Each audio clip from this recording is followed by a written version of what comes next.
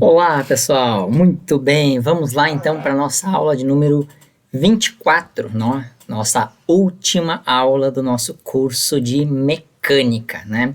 A aula de hoje a gente vai trabalhar então sobre a equação de Bernoulli, né? Numa continuidade do que a gente viu na aula anterior, que era a questão de vazão e equação da continuidade, tá? Muito bem. Então vamos lá para o nosso material.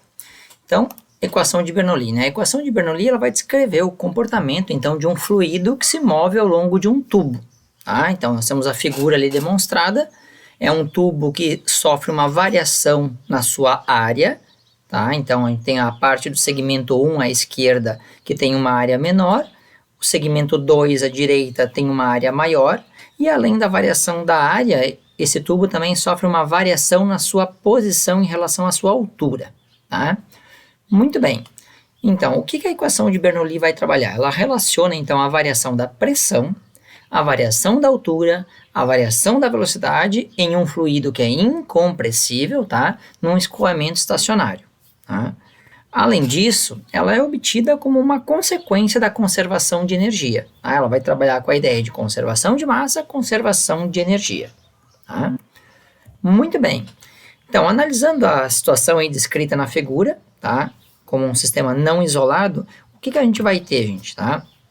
O fluido externo, né? À esquerda ali da entrada do tubo, tá? Por meio da aplicação de uma força nas extremidades, vai realizar trabalho no fluido, então, ao longo do tubo, tá? Então, a parte externa ao tubo à esquerda vai exercer pressão ao longo do fluido, tá?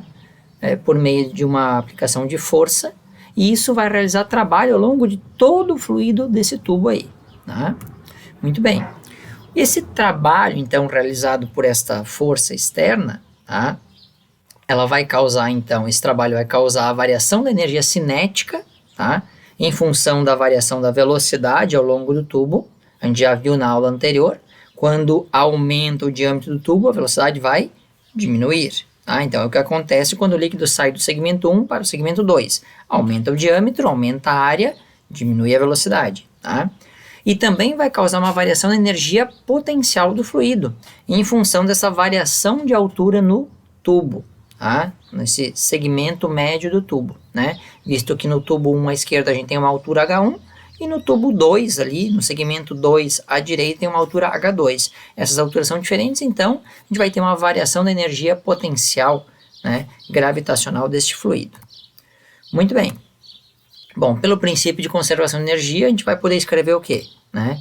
Que o trabalho realizado por essa força que empurra o fluido será igual à variação da energia potencial gravitacional do fluido mais a variação da energia cinética do fluido. Tá? Muito bem. Bom, mas aí vale ressaltar uma coisa, né? O conceito de trabalho é o quê? Força vezes deslocamento. E o conceito de pressão é força dividido por área. Então, se a gente isolar no conceito de pressão a força será igual a pressão vezes a área, tá?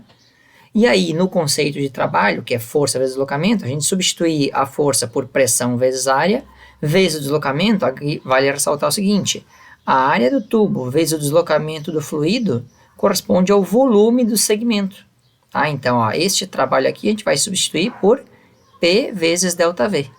Né? Já que o trabalho era força vezes deslocamento, e a força é pressão vezes área, a área vezes o deslocamento dá o ΔV. Então, vai ficar P ΔV.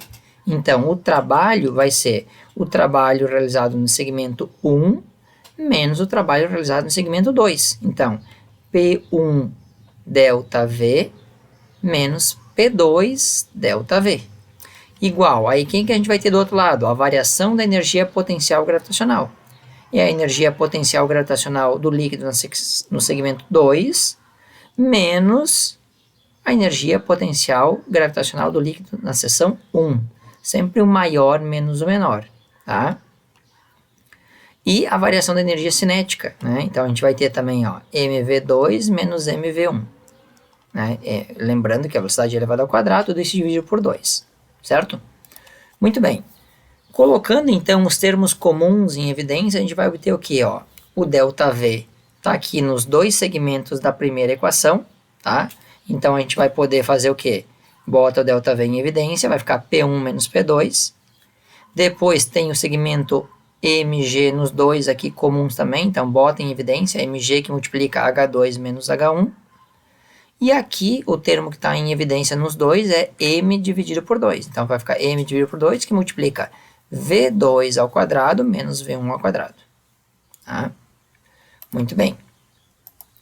Dividindo todos os termos por ΔV, é uma simplificação que a gente pode fazer. Tudo que a gente faz em um termo, a gente pode fazer em todos, tá? Mas não posso dividir o primeiro por ΔV e não fazer com os outros, tem que fazer com todos. Então, dividir todos eles por ΔV.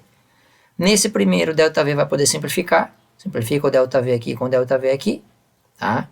E aí nós temos que lembrar outro conceito importante, que é o conceito de massa específica, densidade de uma substância, né? Ela é dada por o quê? Massa dividido por variação do volume. A massa dividida por volume é a densidade, a massa específica da substância. Então aqui, ó, massa dividido por ΔV vai virar o μ, né? Que é a densidade do fluido, tá? Aqui também, ó, massa dividido por ΔV vai virar μ, que é a densidade do fluido. Nesse caso, dividido por 2, porque eu tenho 2 ali, ok? Dando continuidade nessa equação, e a gente vai rearranjar a equação de maneira que fique todos os termos 1 de um lado da igualdade, todos os termos 2 do outro lado da igualdade. Então, rearranjando essa equação, vai ficar o quê? Pressão 1 mais μgH1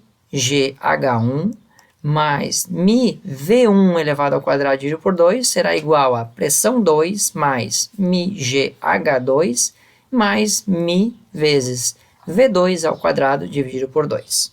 Tá? Então, esta é a equação de Bernoulli, certo? Eu mostrei, fiz toda a dedução de como chegar nela. A gente vai utilizar ela pronta, não precisa saber deduzir ela para chegar aqui, tá? Eu mostrei para vocês quem tiver mais interesse em entender, ok?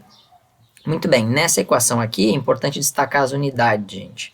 Nessa equação tem que ser as unidades do sistema internacional, senão o problema não dá certo. Tá? Então, a pressão tem que ser dada em Pascal, que é o Newton por metro quadrado. A densidade do fluido tem que ser dada em quilograma por metro cúbico, senão não vai dar certo. A altura tem que ser dada em metro. A velocidade tem que ser dada em metros por segundo, tá? E o campo gravitacional, né, a aceleração da gravidade, em metros por segundo ao quadrado. Ok? Muito bem. Aqui, então, vamos só separar o que representa cada parte desta, né, cada segmentinho desta equação de Bernoulli, tá? O que vai representar, então, olha, ó, o P1 é a pressão externa exercida sobre o fluido no ponto 1, lá na entrada do duto, tá? Geralmente é o valor da pressão atmosférica, tá? Então, o valor da pressão geralmente é a pressão atmosférica, a não ser que seja uma bomba que esteja bombeando o fluido, aí seria a pressão exercida pela bomba, certo? Muito bem. Esta parcela 2 corresponde à parcela da energia potencial gravitacional do fluido lá no ponto 1, lá no duto do segmento 1. Tá? A terceira parcela corresponde à parcela da energia cinética do fluido no segmento 1. Tá? O P2 corresponde à pressão externa exercida sobre o fluido no ponto 2, que é lá na saída do duto 2. Também, geralmente, corresponde ao valor da pressão atmosférica. Tá? A parcela 2 do lado direito da igualdade corresponde à parcela da energia potencial gravitacional do fluido no segmento 2. E a última parcela corresponde à parcela da energia cinética do fluido no ponto 2. Então vejam, esta equação de Bernoulli trabalha com o conceito de conservação de energia. Tá? Conceito de conservação de energia. Mas é a conservação de energia agora aplicada aos fluidos em movimento em um duto. Tá? Em vez de trabalhar com aqueles corpos que desciam uma rampa, que estava sujeita a variações, atrito, coisa e tal, agora a gente está trabalhando com um fluido especificamente. Tá? Muito bem. Exemplo, então. Diz ali, ó. O tanque da figura tem grandes dimensões. O tanque da figura é o tanque que está no lado esquerdo, ali no segmento 1. Tá? Tem grandes dimensões e descarrega água por um tubo de área 20 centímetros quadrados. Tá? Conforme indica a figura, que é lá no segmento 2. Tá? Então, a área do segmento 2 20 centímetros quadrados. Considerando o fluido ideal, determinar a velocidade com que a água sai do tubo e a vazão. Considerar a gravidade 10 metros por segundo ao quadrado. Muito bem. Então, a primeira observação a ser feita, gente, né, é que quando o problema afirma que o tanque tem grandes dimensões, isso quer dizer o quê? Isso quer dizer que conforme a água vai escoando e saindo pelo tubo 2, tá, o nível do reservatório 1 ele vai baixando. Só que a velocidade com que ele baixa é insignificante, tá, do ponto de vista da energia cinética, se comparado ao ponto 2. Desta forma, como a velocidade com que ele baixa no segmento 1 é muito pequena, tá? A gente vai considerar a parcela de energia cinética no segmento 1 como sendo zero. Tá? Então, a velocidade é igual a zero, zero ao quadrado, vai dar zero, aquilo todo, certo?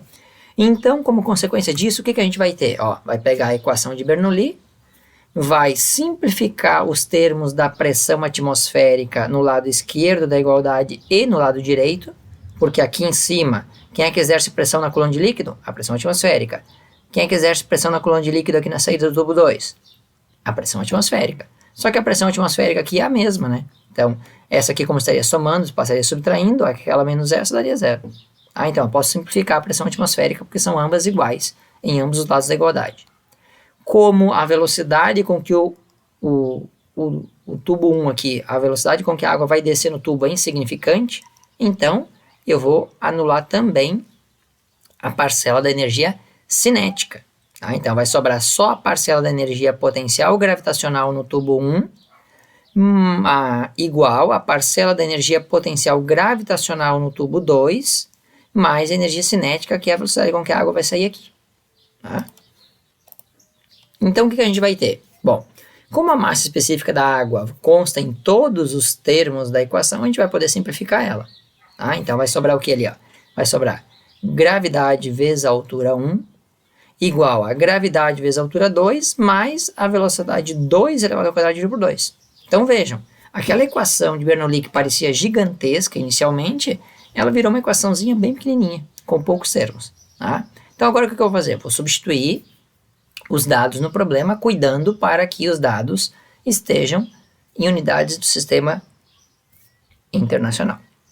Muito bem, gravidade 10, a altura do segmento 1, 9,2, gravidade 10, altura do segmento 2, 2 metros, mais a velocidade com que a água vai sair no tubo 2, no segmento 2, que a gente quer descobrir, não sabemos, dividido por 2. Tá? Então, 10 vezes 9,2 vai dar 92, 10 vezes 2 dá 20, esse 20 está somando, passa para o outro lado subtraindo, 92 menos 20 é igual a 72, que vai ficar igual a velocidade ao quadrado dividido por 2, esse 2 que está dividindo a velocidade vai passar multiplicando 72, então vai ficar 72 vezes 2 igual a v ao quadrado.